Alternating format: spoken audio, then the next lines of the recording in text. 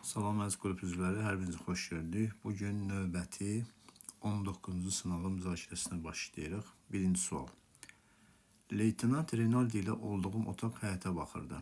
Pəncərə açıq idi. Çarpayının üstündə adyal salınmışdı. Divardan da mənim əşyalarım, uzunsov dəmir futlyardakı əleyhqazım, həmin qarmaqdan da polad qaskam asılmışdı. Çarpayımın ayaq tərəfində sandıqçam, sandıqçamın üstündə də yağdan parıldayan uzunboğaz qış çəkmələrim qoyulmuşdu. Mənim 8 tinli, zağlı lüləli, rahat, gözəl, tünd qoz ağacından qundağı olan Avstriya modelli tüfəngim yataqların arasında asılmışdı. Yadıma düşdü ki, tüfəngin teleskop nişanı sandıqçadadır. Leytenant Rinaldi ikinci çarpayda nəfəsi ilə güclə qızdırdığı yataqda yatırdı. O, mənim ayaq səslərimi eşidib oyandı, başını yastıqdan qaldırdı. Gəlin görək, mətnlə bağlı cədvəldəki düzgün fikirlər hansıdır? 1. Hadisənin qış fəslində baş verib bir ipucu var. Bax, burada bir ipucu deyə bilərik ki, qış çəkmələrim söhbəti var burada. Haradadır? Aysa qış çəkmələri, çünki qış çəkmələri qış deyil. Yatağın böyründə qış çəkməsi varsa, demək ki, bunu qış ayıdır və bunu istifadə edirik. Düzdürmü? Amma bir də burada fikir verin, ikinci məqamda var ki, deyir, nəfəsi ilə qızdırdığı, güclə qızdırdığı yatağından. Yəni, adətən biz qışda yorğanın altına girərsən, nəfəsi ilə istərsən də, düzdür. Bu nə yazda olan bir şeydir, nə payızda olan bir şeydir. Yəni, qışda yataq soyuq olur, girirsən, bəli, onu istəyirsən, bəli, bu iki ipucu var. Bir ipucu, iki ipucu var. Bir olan bəndləri çıxırıq, keçək digərlərinə. Mətndəki obrazların heç birinin xarakteri haqqında məlumatı bəli. Burada heç birinin xarakteri xüsusiyyət yoxdur ki, bu doğrudur. 2 ilə başlayan saxlayırıq, digər getdi. 3-ə baxırıq. Otaqda paltar dolabının olmamasını ehtimal etmək olar. Bax, bu ehtimal yanlışdır. Niyə? Çünki bəzi şeylərin ortada olması o demək deyil ki, otaqda paltar dolabı yoxdur. Yəni, bəli, mən tənbəl ola bilərəm və yaxud da hərbiçidirlər də, düzdür. Daha rahat olsun deyə bunların hamısını dolaba qoymağa ehtiyac yoxdur. Ona görə də yanına qoya bilərik. Ona görə də, bəli, biz bunu ehtimal edə bilmərik. 3-ü də çıxdıq. Zaten bunu da çıxandan sonra cavabımız keçir buna. Gəlirik, yanlış tərəfə baxırıq.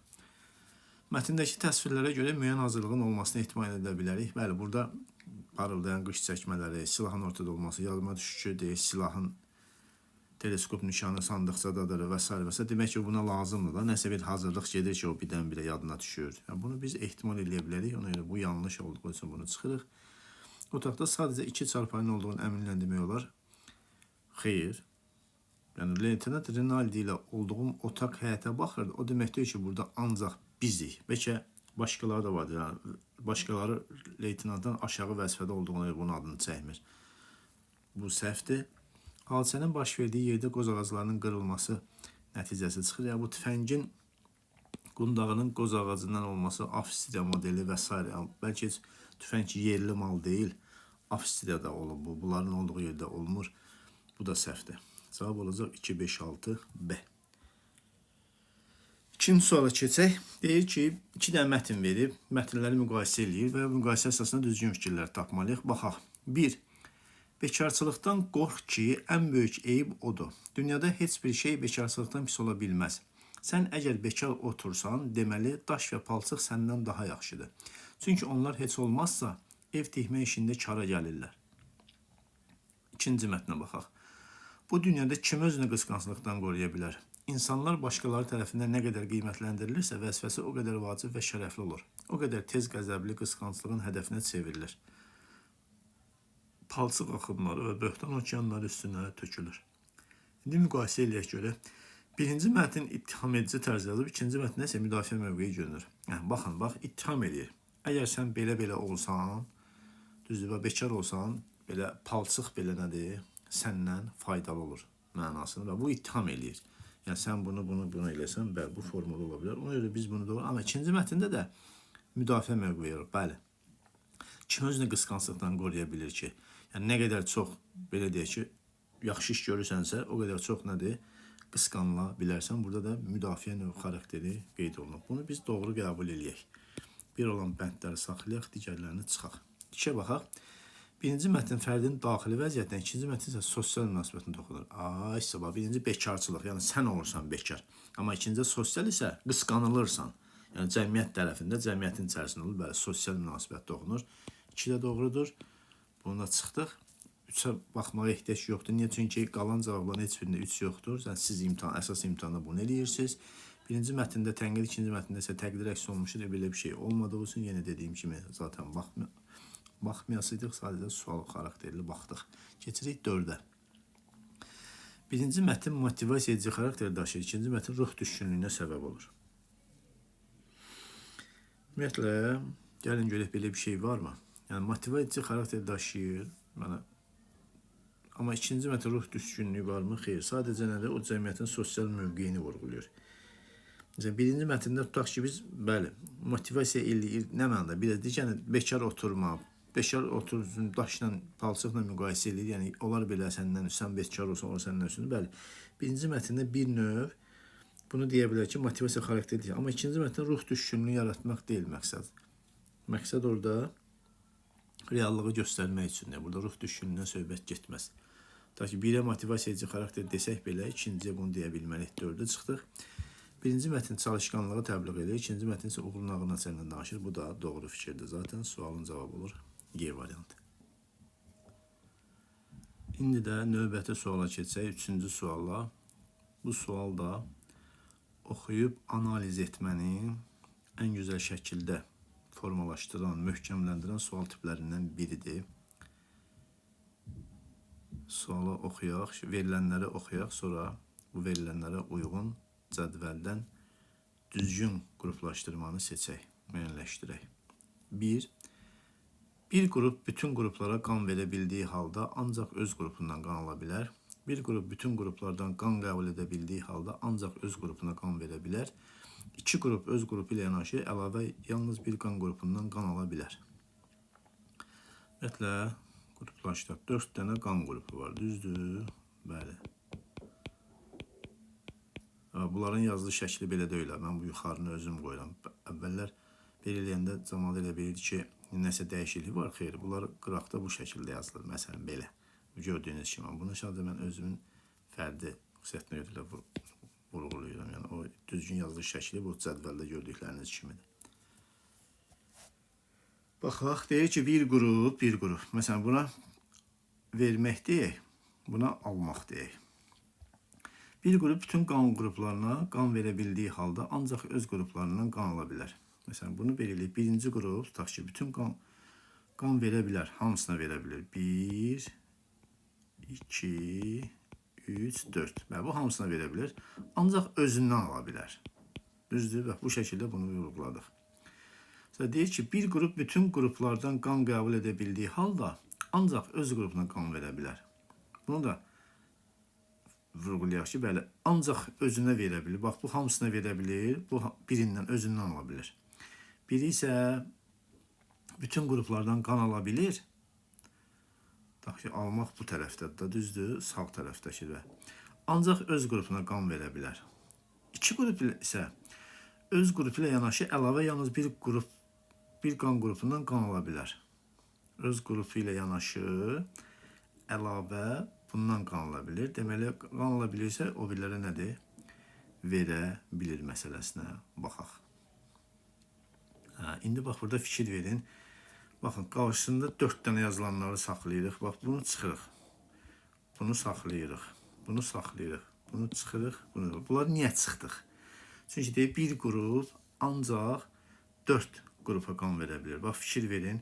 Bunların heç birində 4 dənə yoxdur. Burada var, burada var. Bunların heç birində yoxdur, bunların heç birində yoxdur. Ona görə bax, rahatlıqla bunları çıxdıq. Çünki vermədə hamısını özündə əks etdirən B ilə C-də var. Almada isə deyib, birindən qan ala bilir. Baxın, burada 4-ün olan, ikisi yazıldığı üçün bunu da çıxdıq. Cavabımız avtomatik çıxdı. Görürsünüz, bir dənəsinə baxmaqla çox rahatlıqla qruplaşdırma müəyyənləşdirir. Yəni, bir dənə diqqət edirsiniz incə məqama. 4 qrupa qan verə bilir, ancaq öz qrupundan qan ala bilər. Burada 4 qrupa qan vermək cədvəldə dediyim kimi sadəcə 2-dən yerdə idi. Sonra ikinci, bir dənə buna görə cavabı çıxarda bildik. Bax, görürsünüz, ancaq öz qrupundan qan ala bilir. Deməli, birinci qrup hamısına qan verə bilir, yalnız özündən ala bilər. İndi baxaq, digərlərinə baxaq. Məsələn, bir qrup bütün qruplardan qan qəbul edə bildiyi halda ancaq öz qrupuna qan verə bilər. Bax, 4-cü qrupa baxın və buna baxın. Deməli, bu ancaq özündən ala bilir, Düzdür? Yəni özünə qan verə bilir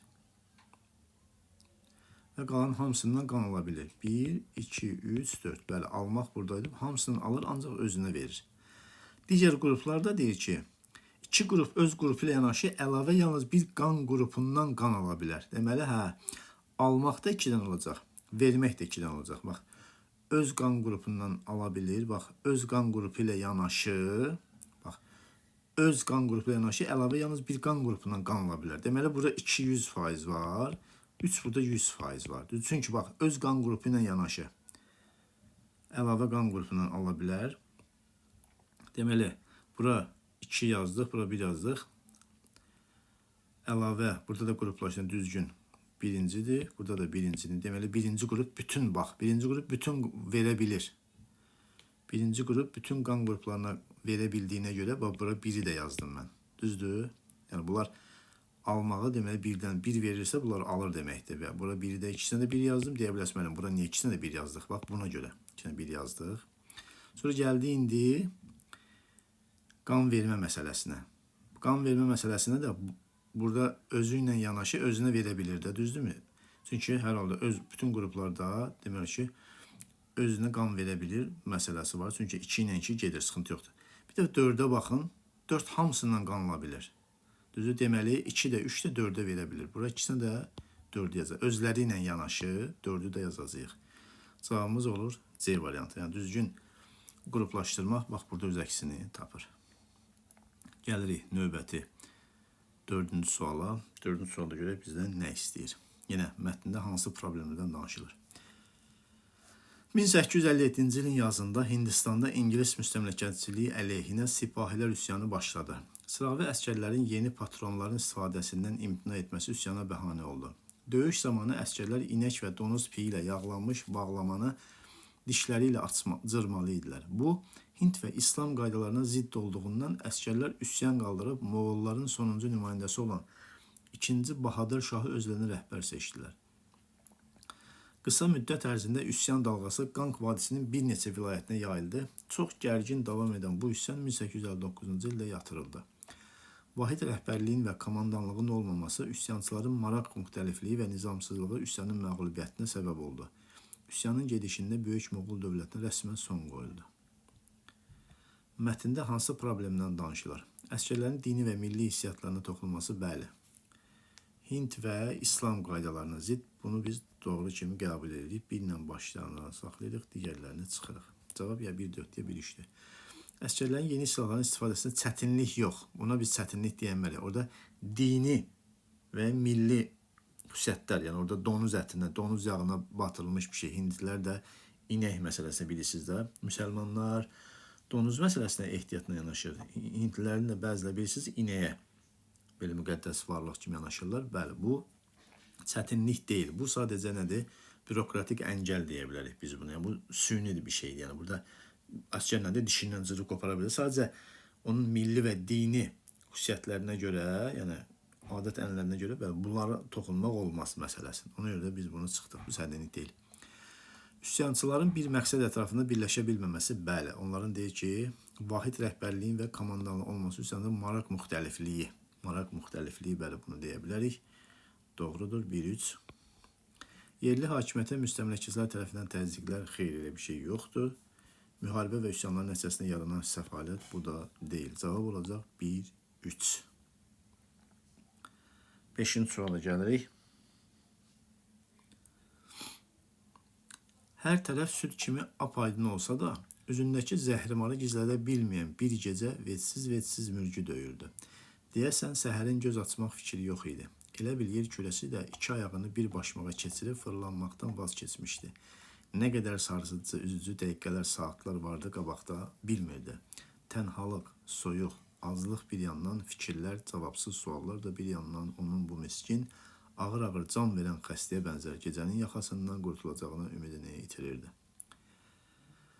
Mətnlə bağlı yanlış fikirlər müəyyən eləyək. Deyir ki, cümlələrin yalnız birində obrazlıq müşahidə olunmur. Ümumiyyətlə, bütün cümlələrdə obrazlıq var. Deyə bilərik, hansında yoxdur. Yəni, bu yanlışdır. Birinci cümlədə təşbih, metafor və bədii təzad var. Baxın, hər tərəf süd kimi apaydın olsa da təşbih. Düzdür? Bəli. Üzündəki zəhrimar gizlədə bilməyən gecə. Apaydın gecə. Düzdür? Bəli, var. Təzad. Bir də vecsiz mürgü döyürdü gecə. Yəni gecənin yatmağı metafor. Bu doğrudur. 2 olan bəndlər çıxırıq. Üçüncü cümlədə fikir mübaliğə yolu çatdırılıb. 1, 2, 3. Elə bir yer kürəsində 2 ayağını bir başmağa keçirib fırlanmaqdan vaz keçmişdi. Burada mübaliğə var mı? Xeyr, yəni 2 ayağını bir başmağa dirəmək burada obrazlıqdan söhbət gedir. Yəni tərsliğini burada vurğuluyor. Ta ki bunun xarakterini vurğuluyor. Burada heç bir şişirtmə yoxdur ki, burada əslində yer kürəsinin ayağını bir başmağa salmaq burada əslində bir növ kiçiltmə deyə bilər. Buna şişirtmə deyə bilmərik ki. Yəni demirəm ha, orada kiçiltmə var. Kiçiltmə də yox. Sadəcə əgər belə söz bunu müqayisə eləsək deyir. Yəni 3 səhvdir. Bədii təsvir vasitəsindən yalnız epitet işlənməyib. Bəli, burada epitet yoxdur. Metaforu vurğuladıq, təşbihi vurğuladıq. Düzdür?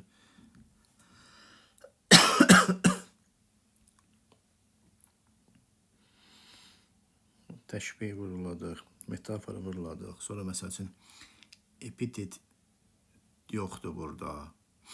Metonimiya deyə bilərsiniz ki, bəli, elə bir yer kürəsində 2 ayağını bir başıma durub, yəni dünyanı nəzərdə tutur, dünyadakı insanları nəzərdə tutur. Burada metonimiya da deyə bilərik. Ona görə də 4-ü biz doğru fikir kimi qəbul edirik. Bunu da çıxırıq. Cavabımız olacaq 1, 3, Y variantı. 6-cı suala gəlirik.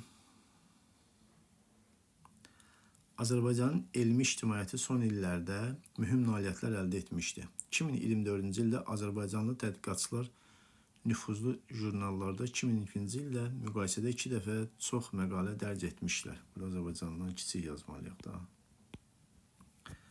Bu da ölkənin elmi töhfələrinin əhəmiyyətli dərəcədə artdığını göstərir. Bundan əlavə 2024-cü ilin 4-cü rübündə Azərbaycan Milli H indeksi reytinqi yeniləmişdi. Bu reyting Azərbaycanlı alimlərin, yenə bunu kiçik qeyd edilir bura, Azərbaycanlı alimlərin nailiyyətlərini beynəlxalq standartlarla müqayisə edərək ölkənin elmi inkişaf səviyyəsini qiymətləndirməyə kömək edir. Mətndəki göstəricilər nəyi nümayiş etdirir? Azərbaycan elmi potensialının gücləndiyini, bəli, inkişaf varsa, biz bunu doğru qəbul edirik. Çünki burada üzr istəyirəm. Burada məqalə sayının artması, H indeks reytinginin yenilənməsi ölkənin elmi fəaliyyətinin inkişaf etdiyini göstərə bilir. Ki, bu da əksini tapır. Bir doğrudur. Bir olan bəndləri saxlayırsınız, yerdə qalanlara çıxırıq. 2-yə baxırıq. Azərbaycanda mühüm ixtiraların edildiyi. Burada ixtiradan söhbət gedir. Xeyr. Yəni elmi məqalənin çox olması deməkdir ki, orada ixtira var. Bunda çıxdıq. Azərbaycanın beynəlxalq aləmdə tanınması məsələsi. Baxın, deyir ki, 2024-cü ildə nüfuzlu jurnallarda 2002-ci ildə müqayisədə 2 dəfə çox məqalə dərc etmişlər. Bu da nüfuzlu jurnal beynəlxalq standartlarla müqayisə edərək ölkənin elmi inkişaf səviyyəsinin qiymətləndirməyə kömək edir. Yəni bu da istər-istəməz nüfuzlu jurnallar beynəlxalq reytinqlər məsələsi Azərbaycan elmi ictimaiyyətinin qlobal səviyyədə tanındığının göstərən bir fikir kimi qəbul etmək olar. 3 də doğru. Azərbaycanın reytinqlərdə lider olduğunu, xeyr, lider, yəni irəliləyiş var, amma lider olduğunu göstərmir. Cavabımız olacaq D. 7-ci suala gəldik. Verilənlərə əsasən cədvəldəki yanlış fikirləri müəyyən edək. Erməni terror dəstələrinin əmrləri 27 may 1915-ci il tarixli köçürülmə qanunu, ermənilərin köçürülməsi.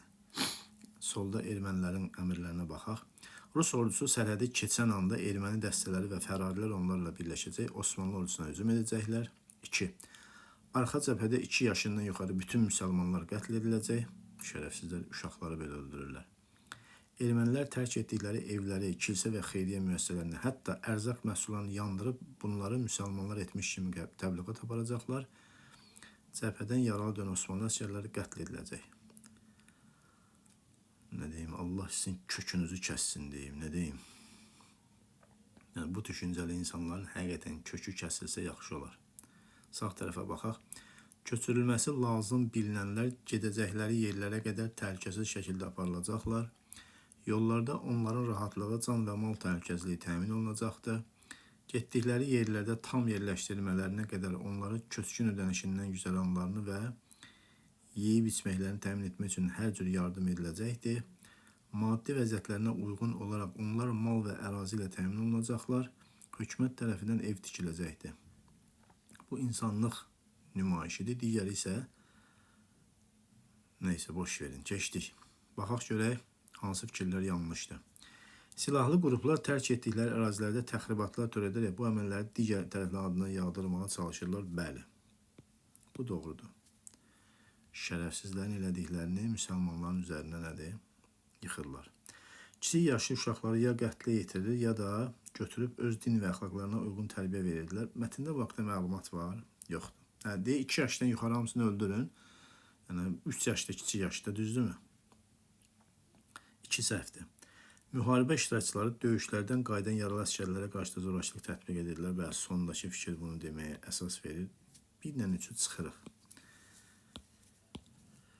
Qaldı 2-4 oldu ya da 2-5-6. Baxaq sağ tərəfə.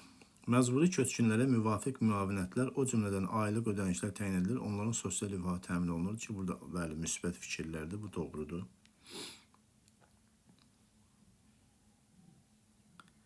Dörd doğru olduğunu elə bunda çıxdım. Köçürülməz bütün ermənilərə şamil olunur. Xeyr, köçürülməsi lazım bilinənlər deyir. Bu səhvdir. Dövlət tərəfindən ayrılmış standart yardım paketi sui-istifadalarına yol verməməyə xidmət edirdi. Mətndə bu haqda məlumat var. Yox, insanlıq naminə ki, bəli, onlara bütün bu xüsusiyyətlər olunsun deyə. Bu da yanlışdır. Cavab olur 2-5-6. Gəlirik 8-ci sual. Əgər Yaponiya özünü müdafiə və digərlərini müdafiə etmək üçün dəmir və qanla siyasətini yürütməsə, Şərqi Asiyada çətinlikləri həll edə bilməz. Çinni tutmaq üçün biz əvvəl Mancuriyanı və Monqolistanı ələ keçirməliyik. Dünyanı tutmaq üçün biz əvvəl Çini ələ keçirməliyik. Əgər biz Çini ələ keçirə bilsək, bütün kiçik Asiya ölkələri, Hindistan, eləcə də Cənub dənizi ölkələri bizdən qorxar və bizə təslim olar. Mətndə ifadə olunmuş əsas fikirə uyğun gələn bəndi məndir. Ümumiyyətlə, burada fikir verirsinizsə, yəni Yaponiyanın Şərqi Asiyada hegemonluq əldə etmək üçün qonşu əraziləri işğal etməsi və Çin üzərində nəzarət qurması planı təsvir olunur. Yəni burada bütün hadisələrin başında, kökündə nə durur? Çin. Aydın oldu? Yəni bütün hadisələrin kökündə, başında Çindir. Yəni biz Çini ələ keçirsək, bütün dünya, yəni Asiya demək ki, onların olacaq. Yəni burada da bir növ nə deyir? Bax, B-də fikrin bütün yollar Romaya aparır. Bəli. Dəmir və qanla siyasətini yürütməsə, Şərqi Asiyada çətinlikləri həll edə bilməz. Çini tutmaq üçün əvvəl Mancuriyanı və Monqolistanı ələ keçirməliyik. Dünyanı tutmaq üçün isə Çini ələ keçirməliyik. Yəni bütün yollar Romaya aparır, Çin aparır. Yəni bütün hallarda bunlar Çini tutmalıdırlar. Yəni Çini tutmasalar öz hegemonluqlarını, öz qüdrətlərini nədir, nümayiş etdirə bilməyəcəklər. Və Çini tutmaq üçün də müəyyən nədir, addımlar atmalıdırlar ki, cavabımız olur B variantı. Gəlirik 9 və 10-cu suallara. Bəli, mətn verib, bu mətn əsasında 2 sualda cavablandıraq. Evlilikdən əvvəl yoldaşıma söz vermişdim, böyük şəhərdə yaşayacaqdıq. Amma indi divar dibi ilə gedən, əyilmiş, daha böyük kölgəyə təslim olmuş yumruq boyda adam idim. Oğluma bir şirini belə ala bilmirdim. Maaşımı bütövlükdə atama verir, sonra isə müxtəlif yalanlarla kiçik xərclik qoparırdım. Nəhayət, həyat yoldaşım təyinat aldı. Artıq o da məmur olacaqdı. Atam son dəfə böyük bacımın evində ailə məhkəməsi qurmuşdu. Böyük bacım məni əvvəlcədən evə çağırdı. Dar ağacı hazır idi. Əvvəldən hazırlıq həmişə belə olurdu. Eynən tərs bir qoyunun əhilləşdirilərək boğazına ip salınıb qəssabın yanına könüllü aparılması kimi mən də səsimi çıxarmadan ora getdim. Gəlin görək. Mətndə haqqında danışan ailənin ailə-daxili münasibətləri bağlı cədvələ ki, hansı fikirlər doğrudur? 1. Sərt və avtoritar münasibətlər mövcuddur. Bu faktdır. Atanın övladına qarşı elədikləri maaşını əlindən alması, yəni onu özündən asılı vəziyyətə salması, yəni kölə kimi, yəni burada deyirik kölə kimi də, demək ki, bir növ kölədir də, yəni ailəsinin, yəni oğluna belə bir şirini ala bilmir, amma bütün maaşını apar atasına verir və s. və s. Bu faktdır, bəli, bu doğrudur. Biz bunu doğru qəbul eləyəcəyik. Bir olan bəndləri saxlayırıq, digərlərini çıxırıq. Ailənin gəlininə qarşı mehriban münasibət var.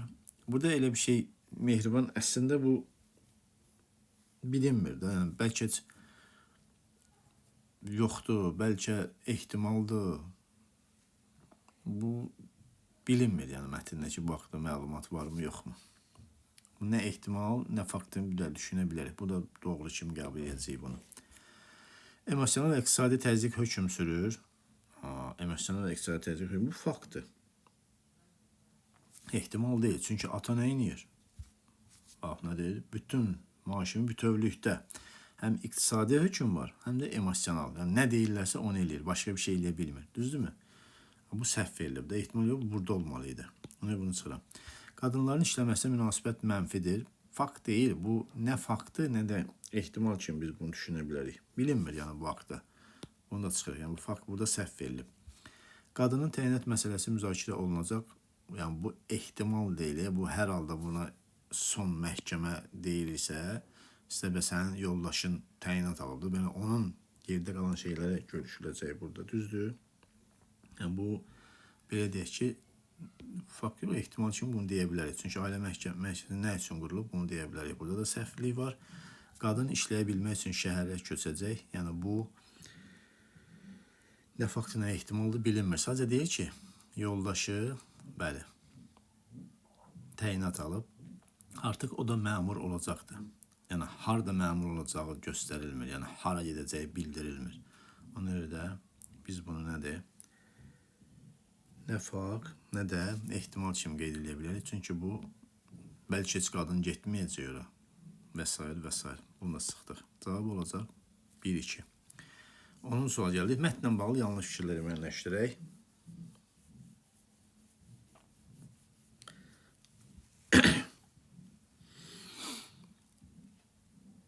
Təşbih və litotanın işlənməsinin bədi üsul olduğunu deməyə əsas verir. Və burada təşbih də var, litota var. Niyə? Bax, o deyir ha. Tərs bir qoyunun əhliləşdirilə boğazına ip salınıb qəssabın yanına könüllü aparılması kimi mən də səsimi çıxarmadan oraya getdim. Yəni özünü nə ilənsə müqayisə eləyir. Düzdürmü? Orada təşbih var. Bir də yumruq boyda olmuşdum. Litota var mı? Var. Bir olan bəndlər doğrudur. Buna çıxdıq. Nəqli xarakterli mətndə bəli, nəqli xarakter təsviri xüsusiyyət var. Burada doğrudur. 2 olan bəndlərdə çıxdıq. Abzaslara bölünsə yalnız 2 abzas şəklində verilə bilər. Hə, xeyr. Bu 2 abzas şəklində verilməz. Niyə? Baxın. Bu oğluma qədər ki bir abzas deyə bilərik bunun. Bax, bu 2 böldük. Düzdür? Sonra gəldik bura. Nəhayət həyat ulaşım təyinat aldı. Bunu 3-cü abzas kimi deyə bilərik? Deyə bilərik. Sonra gəldik növbəti. Atam son dəfə böyük, bax yeni fikir gəlirmi? Gəlir. Ailə məhkəməsi qurmuşdu bacımın evində. Böyük bacı mənə vəcədən evə çağırdı. Sonra dar ağacı məsələsi, bunu deyə bilərik. Dar ağacı hazır idi. Əvvəlcədən hazırlıq həmişə belə olurdu. Necə olurdu? Eynən tərs bir qoyunun bu şəkildə. Bax, burada bir abzas, yəni 2-ci abzas daha doğrusu. Bu 1-ci abzas, 2-ci abzas. Sonra gəldik 3-cü abzas. Sonra gəldik 4-cü abzas. Sonra gəldik 5-ci abzas. Yəni bunu 5 abzasa bölə bilərik. 3 səhvdir. Ailə üzərindən yalnız birinin xarakterini qismən müəyyən etmək olur. Xeyr, burada ata haqqında da məlumat var. Ata, hegemon, düzdür, avtoritar, oğlun maaşını əlindən almaq. Oğul isə yazdıq nədir? Atasına qarşı hörmət, mütida, səssiz. Bu 2 obraz var. 4 də səhvdir. Ailənin insanın daxili azadlıqlarını məhdudlaşdırmandan danışılır. Tamamilə bu doğru fikirdir. Cavab olur C variant. Bəli, əziz həmkarlar, bununla da bu sınavın müzakirəsini yekunlaşdırdıq. İnşallah növbəti sınavların müzakirəsində görüşmək ümidi ilə sağ olun.